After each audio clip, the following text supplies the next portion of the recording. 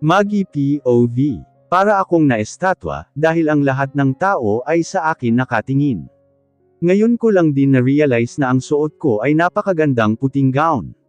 Bridal gown. May lumapit sa aking babae, at binigay ang isang bouquet ng flowers. Congratulations Mrs. Maggie Razon. Lutang na inabot ko ang bulaklak. Napalibot ang aking mga mata sa paligid. Sobrang ganda at lawak ng lugar, ng aking kinatatayuan. Para akong nasa ibang bansa.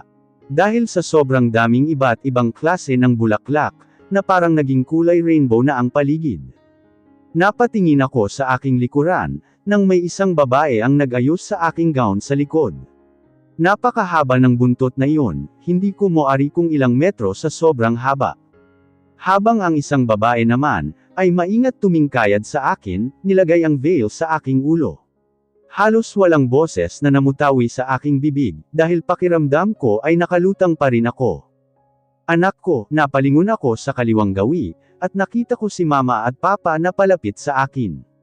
Nakasuot si mama ng kulay peach dress, na umabot hanggang paa, ngayon ko lang nakita na nagsuot si mama at naka-makeup ito, inayusan din ang buhok nito, na parabang si Imelda Marcos ang datingan. Habang si Papa naman, ay napakagwapo sa suot nitong Amerikana. Ang linas at maaliwalas ang mukha ni Papa, sabay silang lumapit sa akin at niyakap ako. Ikakasal na rin ang aming panganay, nakita ko ang pangingilad ng mga luha ni Papa. Ma, paalam niyo po ito. Naguguluhang tanong ko. Tumango si Mama.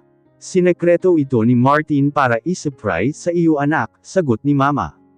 Bigla tuloy tumulo ang aking luha, dahil sa sobrang saya, na pakiramdam ko ay lumulutang ako. Halika na anak, inakay ako ni Papa, at sinukbit ang kanang braso ko sa kaliwang braso ni Papa, habang nasa kaliwang bahagi ko si Mama. Tumapat kami sa napakalaking pintuan na kahoy, at hindi nagtagal ay bumukas iyon. Napasinghap ako sa sobrang gulat, dahil sa maraming panauhin. Napalingon ang lahat sa akin. Sumabay sa pagtingin sa akin ang maraming lumilipad na mga paro-paro. Para akong nasa paraiso, dahil sa dami ng iba't ibang klase ng bulaklak, ay sumasabay pa ang maraming paro-paro. Nagsimula ng tumugtog ang orchestra. Another day without your smile, another day just passes by. Bumuhos ang masaganang luha ko, nang sumabay ang napakagandang kanta. And now I know how much it means for you, to stay right here with me. Napalingon ako sa kanang bahagi, habang marahang naglalakad kami sa gitna ng pulang carpet. Na nagkalat ang napakadaming red roses. Nakita ko ang ilang mga ka-close ko sa trabaho, na mga nurse at doktor. Lahat sila nakangiti sa akin, at may hawak na cellphone para kuhaan ako. Nakita ko si Maya na kumakaway sa akin, habang may hawak na video camera. Katabi nito si Anthony na malawak ang pagkakangiti. Maraming mga guests ang hindi ko kakilala, pero nakita ko si James na secretary ni Martin, at ang pamilya nito. The time we spent apart will make our love grow stronger. But it hurts so bad. I can't take it any longer. Lumingon ako sa kaliwang bahagi. But nanlaki ang aking mga mata, nang makita ko ang aking mga kaibigan sa bahay. Kasama ang kani-kanilang mga nobyo. Kompleto silang lahat. Nanlaki ang aking mga mata nang makita ko si Akira. At masayang kumakaway sa akin, habang katabi niya si Ares na nakayakap sa kanyang likod. Parang gusto ko tuloy itong yakapin, dahil ngayon lang ito nagpakita sa akin, at ngayon ay nagkabalikan na muli sila ni Ares. Lahat sila ay aking nginitian, at ang aking luha ay hindi na ata matatapos. Si Nanay Lourdes ay nakita kong nakaposter, habang kasama nito ang ilang kasambahay, na masayang nakatingin sa amin. Gusto ko sana silang kawayan, ngunit hindi ko magawa, dahil nasa magkabilang braso ko ang mga braso ni Papa at Mama. I wanna grow old with you. I wanna die lying in your arms. Napatingin ako sa harapan, habang naglalakad. Si Marty na sobrang gwapo sa suot nitong puting Amerikana. Sobrang gwapo nito, at nakakain-love tingnan. Habang karga nito ang aming anak na si Mickey. Na ngayon ko lang napansin na naka-white gown din ito, tulad ng sa akin. I wanna grow old with you. I wanna be looking in your eyes. I wanna be there for you. Sharing in everything you do. I wanna grow old with you. Nasa unahan si Candy at Agatha bilang abay. Nasa kaliwa si Leandro, at isang hindi ko kilalang tao. Tigdalawa lang ang mga abay namin. 8,000 miles between us now. It causes me to wonder how our love tonight remains so strong. It makes our risk right all along. The time we spent apart will make our love grow stronger. But it hurts so bad I can't take it any longer. I wanna grow old with you. I wanna die lying in your arms. I wanna grow old with you. I wanna be looking in your eyes. I wanna be there for you, sharing in everything you do. I wanna grow old with you. Things can come and go. I know, but, baby, I believe something's burning strong between us. Makes it clear to me. I wanna grow old with you. I wanna die lying in your arms. I wanna grow old with you. I wanna be looking in your eyes. I wanna be there for you, sharing in everything you do. I wanna grow old with you. I wanna die lying in your arms. I wanna grow old with you. I wanna be looking in your eyes. I wanna be there for you, sharing in everything you do. Tumapat kami sa harapan ni Martin, habang marahan na binitiwan ako ni Mama at Papa sa aking magkabilang braso. Niyakap ni Mama si Martin, at ganun din si Papa. May ibinulong pa ito kay Martin, at masayang tumungo pa si Martin. Hinawakan ng mahigpit ni Martin ang aking kaliwang kamay, habang nasa kanang braso nito nakakarga si Mickey. Humarap kami sa harapan ng pastor. At kami ay naupo habang nasa gitna namin si Mickey. Ilang sandali pa ay nagsimula muna itong mang-aral, at matapos nun ay pinatayo kami. Ikaw Maggie Bautista, tinatanggap mo ba bilang kabiyak ang lalaking ito? Mamahalin mo ba habang buhay si Martin Razon sa hirap at ginhawa? At tanging kamatayan lamang ang makakapaghiwalay sa inyo. Yes, I do. Ikaw Martin Razon, tinatanggap mo ba bilang kabiyak si? Yes, I do. Mabilis pa sa mabilis na sagot ni Martin, na hindi na makapaghintay dahil hindi na pinatapos ang nagsasalita. Narinig namin ang malakas na hiyawaan, at pagsipol sa aming likuran. Napairap tuloy ako nang wala sa oras kay Martin. Nakita ko ang pagngisi lamang nito. Habang napapailing na lamang ang nasa aming harapan. You may kiss the bride. Iniharap ako ni Martin, at matamis na nginitian. Bumaba ang mukha nito sa akin, at hinalikan ang aking labi. Kaya napapikit ang aking mga mata. Mainit at mapusok ang halik na iyon, na muntik ko nang malimutan na nasa gitna kami ng maraming mga tao. Stop na Mommy and Daddy. Biglang singit ni Mickey. Napadilat ang aking mga mata, nang marinig kong nagsalita si Mickey, na karga ngayon ni Martin. Nakita ko ang pagsalubong ng mga kilay nito at sumimangot. Narinig namin ang malakas na tawanan. Kaya nakurot ko na lang si Martin sa tagiliran, dahil nakitawa lang din ito. Ilang sandali pa ay masayang naglalakad kami sa gitna ng red carpet, kasabay ng mga lumilipad na paro-paro. Binaba ni Martin si Mickey, dahil hindi ito tumigil dahil gusto nito makahuli ng isang butterfly. Lumapit sa amin ang napakaraming mga guests, na hindi ko kilala. At tiyak ay puro kay Martin iyon, kanya-kanya nila kaming binabati. Ako naman ay hindi na nawala ang malaki kong pagkakangiti. Lumapit sa akin si Mommy Alicia at Daddy Miguel at niyakap ako. Maluha-luha pa si Mommy Alicia. Sa lugar na rin iyon ay ginanap ang reception. Hindi ko alam kung nasaan lugar kami ngayon, pero sobrang ganda, at malawak ang lugar na halatang pribado. Dahil nasa mataas kami ng bahagi ng bundok, at nakikita namin ang syudad. Sabayan pa ng malamig na hangin. Maya-maya pa pinatawag ang lahat ng mga babaeng single, para sa pagsalo ng bouquet. Natatawa na lamang ako, dahil nag-uunahan ang aking mga kaibigan lalo na si Lily, ngunit si Max lang ata ang hindi interesado, pero hinhila ito ni Gail. Nang tumalikod ako, ay ubod lakas kong hinagis ang bouquet at pataas iyon napunta. Hanggang sa bumaba ito, at pabagsak na humarap sa aking anak, na ngayon nakatayo habang nakahawak sa polo ng isang teenager na lalaki. Halos lahat ay dismayado, lalo na sa aking mga kaibigan, na para bang natalo sa pastahan. Yehey! Mabilis na dinampot ni Mickey ang bulaklak, at binigay sa isang lalaking teenager na nakakunot ang noo. You should marry me. Malakas ang boses ni Mickey, na halos aking ikatamba sa pagkakatayo. No, mariing tanggi ng binatilyo. Mukha pa naman itong gwapo, kahit may pagkasuplado. Bigla ba naman umatungal ng malakas si Mickey, at hinampas ang hawak na bouquet sa binatilyo. Oh, I hate you, mommy. Sumbong nito sa akin sabay takbo. Napunta tuloy sa kanila ang lahat ng atensyon. Mabilis na lumapit sa akin si Martin, para buhatin ang bata na walang tigil sa kakaiyak. Matagal bago ito napatahan. Sino ang binatilyong iyon, Martin? Pabulong ko dito. Youngest son ni Big Boss, sagot nito. Anong pangalan at ilang taon na? Curious ko. Nakita ko ang pagkunot noon ni Martin, pero sumagot din. Ark Felix Dark and he is 15 years old. Okay. Hinhila ako ng aking mga kaibigan, na ngayon ay may sariling table. Para kami ay makapagpa-picture. Halos walang tigil ang aming photographer sa kakakuha. Hindi ko alam kung bakit tatlo pa ang photographer, samantalang halos lahat ng panauhin namin, ay may kanya-kanya naman ding dala ng cellphone at video camera. Matapos namin makapagpalat, ay nagbihis kami ni Mickey ng isang komportableng dress. Habang nakaalalay sa aking likuran si Martin, na hinatid kami dito sa table ng aking mga kaibigan. Dito kami nakapwesto na puro babae kasama si Candy at Maya.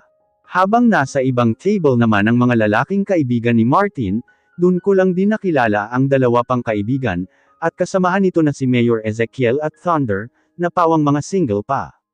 Pati na rin ang kanilang big boss. Habang nasa kabilang table naman ang magulang ko, at magulang ni Martin kasama si Mickey, na ngayon ay nakakandong sa kanyang mamila.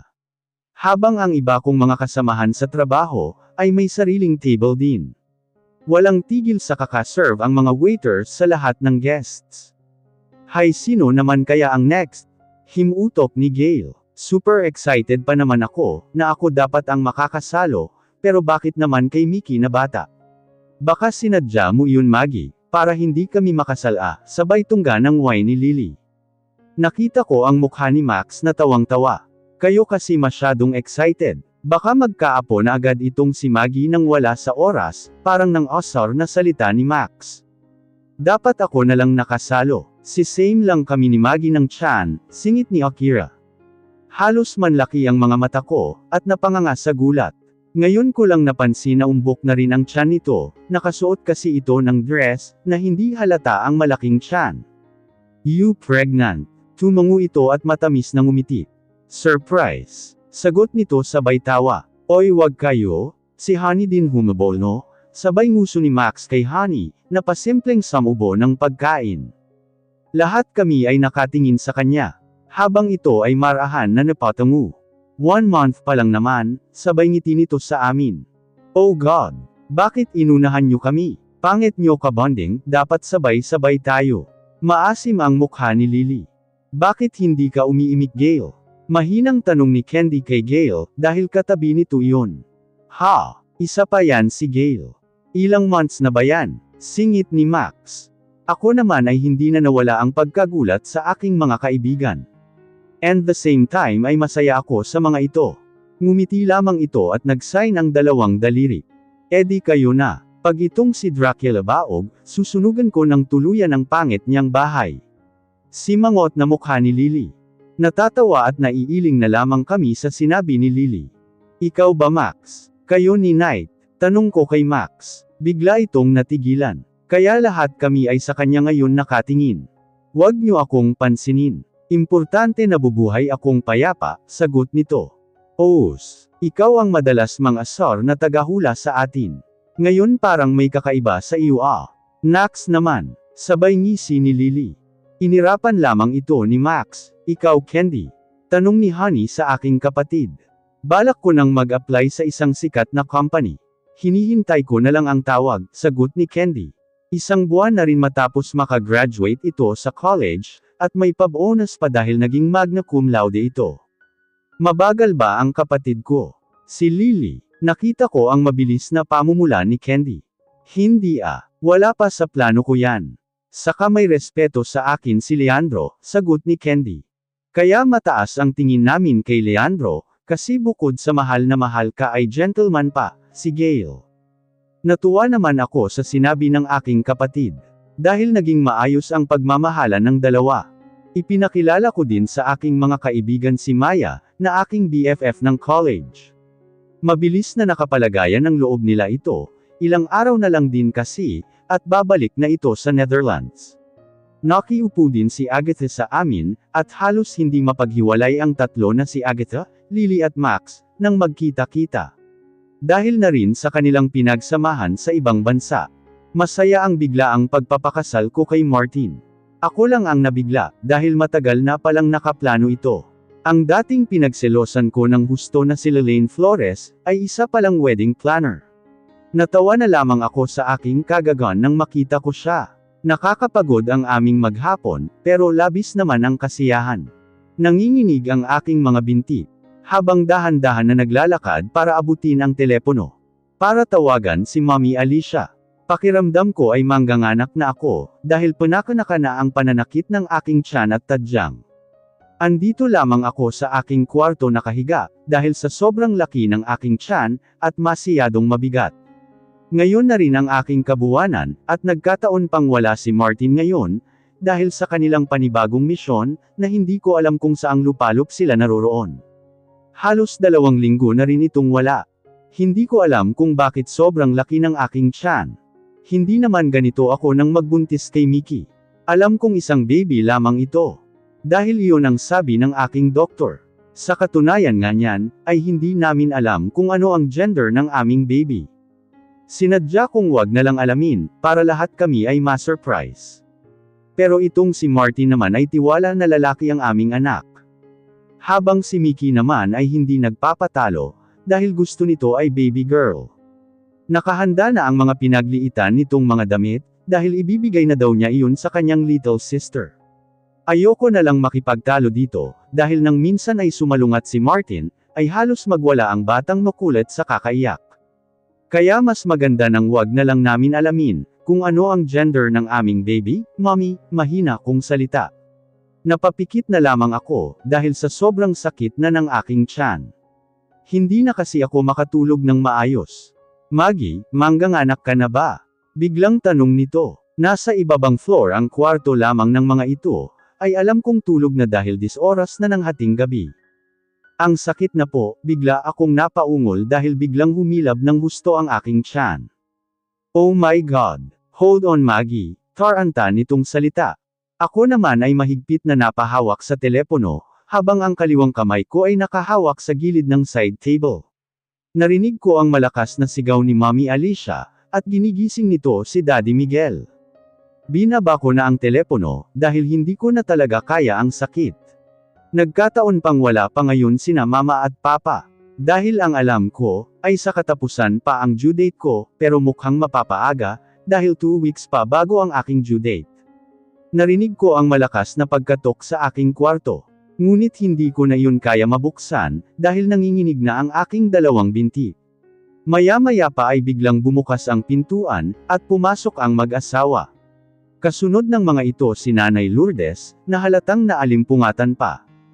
Oh my God Maggie, tawagin mo ang mga tauhan Miguel. Sigaw ni Mommy Alicia kay Daddy Miguel, at taranta naman na lumabas ito. Mabilis na dinaluhan ako ni Mommy Alicia, at Nanay Lourdes. Inayos nila ako sa pagkakaupo sa kama, habang namimilipit ako sa sobrang sakit ng aking tiyan. Wala pang 5 minuto, ay nagsidatingan ang mga malalaking katawan na mga tauhan ni Martin. Kinuha ako ng isa at maingat na binuhat. Mabilis kaming nakasakay sa elevator, at ilang sandali pa ay lulan na kami ng sasakyan. Nasa hulihan kami ni Mommy Alicia, habang nasa harap si Daddy Miguel at ang driver. Si Mickey, walang kasama Mommy. Baka umiyak, saad ko kahit tagaktak na ang pawis sa aking noo, kahit ba malakas ang aircon sa loob ng sasakyan. Don't worry, nagpaiwan si Manang Lourdes para may kasama si Mickey, sagot ni Mommy Alicia, habang panay ang punas nito sa aking pawis. Matapos ang ilang sandali, ay napahiyaw na naman ako sa sobrang sakit ng aking tiyan. Napabakaka na lamang ako, dahil hindi ko na kaya ang sakit. Namimilipit kong sagot. Wala pang 30 minutes ay nakarating kami sa isang private hospital. Napatingin ako sa pangalan ng hospital. Zimmerman Medical Center. Ang hospital ni Boss Lance, kung saan ako nagtatrabaho. Kahit namimilipit sa sakit ang aking tiyan, ay di ko maiwasang mapangiti. Dahil dito pala ako dinala ng aking in-laws. Mabilis na dinaluhan ako ng mga staff. Napapikit na lamang ako sa tumitinding sakit ng aking tiyan, pati buo kong katawan, ay hindi ko na maintindihan sa sobrang sakit. Habang nakasakay sa wheelchair ay bigla akong napasigaw. My water is broke. Impit kong tili, nang biglang lumabas ang aking panubagan sa magkabilang hita ko. Oh my God! Please faster dalhin niyo na siya sa room niya. At baka biglang lumabas ang aking apo. Tarantang sigaw ni Mommy Alicia. Namalayan ko na lamang na andito na ako sa hospital bed, at naka-ready na ang mga doktor at nurse. Naiwan sa labas ang aking in-laws. Push mommy, sabi ng babaeng doktor. Pag-iri ko. Sige i-push mo pa. Halos maligo na ako ng pawis sa tindi ng aking pag-iri. Ngunit ramdam ko na palabas na ito, ngunit parang ayaw pa lumalabas. Baby ko, please wag mong pahirapan si mommy. Wag sana akong magaya ng ate Mickey mo. Please Lord help me and my baby, mahinang pabulong na aking panalangin. Push harder Mrs. Para lumabas ang ulo ng baby mo, utos sa akin ng doktor. Mangiyak-ngiyak ako habang umiiri, ngunit wala pa din. Halos antukin na ako sa sobrang pagod sa pag-iri. Huwag ka matutulog mommy. Please tapikin niyo si Nurse Maggie, utos ng doktor sa dalawang nurse. Mabilis na tinapik-tapik ang magkabilang pisngi ko, nang dahan-dahan para lang hindi ako makatulog. Ayoko din makatulog, dahil natatakot ako para sa baby ko. Gusto ko itong makita ng aking mga mata. Naghalo na ang sipon at luha ko, kasabay ng pawis sa aking mukha dahil sa kakairi. Oh my God, baby wag mo pahirapan si mommy, naluluha kong sambit.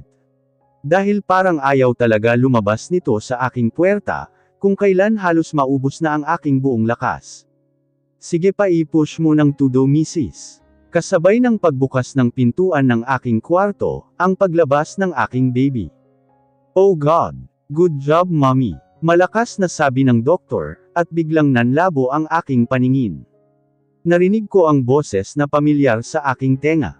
Sweetheart, thanks God. I love you so much. Narinig ko ang malakas na pagpalahaw ng aking sanggol. Congratulations, it's a big bouncing baby boy. Iyon ang huling narinig ko, bago nagdilim ang aking paningin. Nagising ako nang may marinig akong mga nag-uusap sa kapaligiran. Paunti-unti akong napadilat. Nakita ko ang puting kisame. At napalibot ang aking buong paningin, sa loob ng kwartong hindi pamilyar sa akin. Yay, my mommy is waking up. Malakas na tili ng aking anak na si Mickey. Napatingin sa akin ang mga tao. Sina Mommy Alicia at Daddy Mikel. Na nakaupo sa isang sofa. Habang si Mickey naman ay humawak sa aking kamay na may dextrose. Baby, tawag ko sa aking anak. Mabilis nang umuso si Mickey sa akin para humalik. Nakita ko ang paglapit ng aking in-law sa amin. Ang baby ko po, nasa sabik kong tanong. Ngumiti lamang ang mag-asawa sa akin, at tumingin sa pintuan. Ilang sandali lang ay bumukas iyon, at pumasok si Martin na may hawak na sanggol. May nakasunod ditong isang babaeng nurse. Sweetheart, you're awake, nakangiti itong palapit sa amin. Imbes na sagutin ito, ay diretso ang aking mga mata sa sanggol na hawak nito. Ang baby namin. Mabilis na dinaluhan ako ni Mommy Alicia, para mapaangat ng kaunti ang aking likuran. Lumapit sa aking tabi si Martin, at dahan-dahan ibinaba sa aking mga braso ang aming baby. My baby? Our baby? Halos maluha-luha ako, habang pinagmamasdan ko ang napakaliit nitong mukha, na parabang anghel. Napansin ko na hindi ito tulad sa laki ng una kong ipanganak si Mickey. Malaking bulas ang aking baby boy, at may pagkamabigat din. Kaya siguro ako nahirapan ipanganak ito. Pinagmasdan ko ito ng maigi, ang kapal ng buhok nito, kasabay ng kilay nito na may curve dahil may makapal agad din itong kilay. Ang mga mata nito, na bagamat nakapikit ay mukhang nagmana sa kanyang daddy. Dahil ganito din ang mga mata ni Mickey. Napahawak ako sa kanyang munting ilong, na napakatanggos at ang labi na mukhang nakuha sa akin. Hinalikan ko ito sa noo sa sobrang kasiyahan. Naramdaman ko ang marahang paghaplos ni Martin sa aking likuran. Napatingin ako sa kanya, at kitang-kita ko sa kanya ang pamumula ng mga mata. Mukhang kanina pa ito umiyak, ngunit ngayon ay naiiyak ulit. Hinalikan ako nito sa aking ulo. Yehey my little sister. Nawala ang aking masayang pakiramdam, nang marinig ko ang sinabi ni Mickey. Naku po. Ano po ang name ng baby boy po Mrs.? Biglang singit ng nurse. Nakita ko ang mabilis, at matalim na mga mata ni Mickey sa babaeng nurse. She is a girl, not a boy, sagot ni Mickey. Biglang nanlaki ang aking mga mata. Tiyak mukhang may magwawala na naman. Nakita ko ang mabilis na paglapit ni Dadalo sa kanyang apo at kinarga ito. Kay Dadalo ka muna my princess, salita ni Daddy Miguel. Narinig ko ang pagtikhim ni Martin. Nagkatinginan kaming dalawa, at tumungo ito sa akin. Nagbubuntis pa lamang ako, ay nakahanda na ang pangalan ng aming baby, kung girl man ito or boy. Cassius Maximo Razon, sagot ni Martin sa babaeng nurse. Okay, mabilis na nagsulat ang nurse at umalis na rin. I hate you daddy. I want a girl why it is a boy. Biglang umalangaw ang boses ni Mickey. Nakita namin kung paano ito kumuwag-kawag ang mga paa, at mga kamay na gustong kumuwala sa pagkarga sa kanyang Dadalo. My God, bigla akong na-stress sa paraan ng pagtantrums ni Mickey. Lalabas muna kami at aming aaliwin muna itong aming magandang apo. Nakita namin kung paano hilahin ni Mommy Alicia ang polo ni Daddy Miguel, para lumabas ng kwarto. Si Mickey, napatingin ako kay Martin. It's okay sweetheart, ngayon lang yan. Huwag ka mag-aalala dahil maya-maya lang hahalikan na niya ang baby brother niya, masuyong humalik ito sa aking noo at labi. I'm so very thankful sweetheart. Feeling ko nasa langit ako ngayon. You made my life so complete.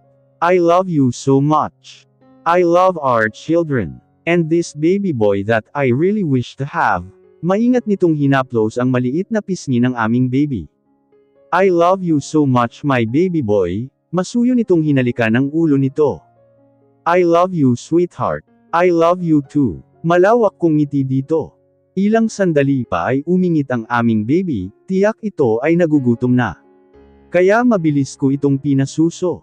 Nakamulagat lamang ang mga mata ni Martin, na nakatunghay sa amin. Para bang shock sa nakikita. Ngunit wala naman itong sinasabi. Matapos ang ilang minuto ay nakatulog na ito at si Martin na ang nagpa-burp sa sanggol. Nilagay nito sa maliit na kuna ang aming baby.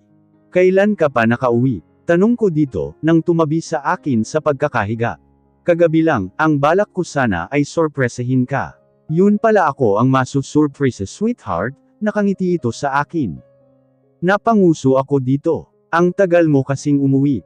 Saan ba kayo galing? Nasa Iraq kami sweetheart. Pero don't worry andito na ako. Maaalagaan ko na kayo ng ating mga anak. Kung makaya mo, tignan mo naman yung isa. Mukhang spoiled brat na nga masyado pang makulat, pagtutukoy ko sa aming panganay. Ako nang bahala sa kanya sweetheart. Mayroon akong techniques para maging strong independent ang ating baby girl, nakangisi ito habang nagsasalita. Anong pinagsasabi mo dyan bakulaw? Kunot-noo kong tanong dito. Hamalakhak lamang ito, at mabilis na hinalikan ako sa labi. Huwag mo nang intindihin ang mga sinabi ko sweetheart. Magpahinga at magpalakas ka muna, dahil kailangan natin bigyan ng chance si Mickey na magka-baby girl pa tayo. Halos manlaki ang aking mga mata sa pinagsasabi ng lalaking ito. Wala pang ang 12 hours akong nanganak. At gusto pa makaisa ulit. Ang hirap-hirap manganak. Sinambunutan ko tuloy ito nang wala sa oras. Ambot sa'yo. Ang dami mong alam. Akala mo ganun lang kadali iyon. Itong si Baby Cassius pa nga lang ay tinahi ako, dahil sa sobrang laking bulas.